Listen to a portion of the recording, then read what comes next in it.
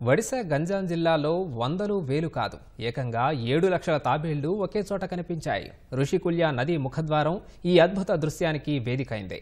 అన్ని తాబేళ్లను ఒకే చోట చూస్తుంటే యుద్ధానికి ముందుకు కదులుతున్న భారీ సైనిక దళంలా కనిపిస్తోంది. అవన్నీ అరుదైన ఆలివ్ రిడ్లీ తాబేళ్లని పర్యావరణ నిపుణులు తెలిపారు. అవి అంతరించిపోయే జాబితాలో ఉన్నట్లు వివరించారు. ఋషికుల్య నది సముద్రంలో కలిసే ప్రదేశం తాబేళ్లు గుడ్లు పెట్టేందుకు అనువైన ఆవాసంగా ఉన్నట్లు వెల్లడించారు. తాజాగా 7-8 రోజుల కాల వ్యవధిలో అక్కడ దాదాపు 7 లక్షల తాబేళ్లు గుడ్లు పెట్టాయి. వాతావరణ పరిస్థితులు అనుకూలంగా మారడంతో అవి ఆ చోటును ఎంచుకున్నాయని అధికారులు తెలిపారు. అంతరించిపోయే జాబితాలో ఉండటంతో తాబేళ్ల ఆవాసాన్ని రక్షించేందుకు పర్యావరణ అటవీ శాఖ అధికారులు ప్రత్యేక చర్యలు చేపట్టారు. మొత్తం 5 కిలోమీటర్ల తీరాన్ని తాబేళ్లు గూడు ప్రదేశంగా మార్చుకున్నాయి. ఆ చోటికి ఎవరూ రాకుండా అధికారులు కంచెను ఏర్పాటు చేశారు. బీచ్ అధికారులు, మెరైన్ పోలీసులు నిత్యం పెట్రోలింగ్ సహా అవసరమైన చర్యలు తీసుకుంటున్నారు.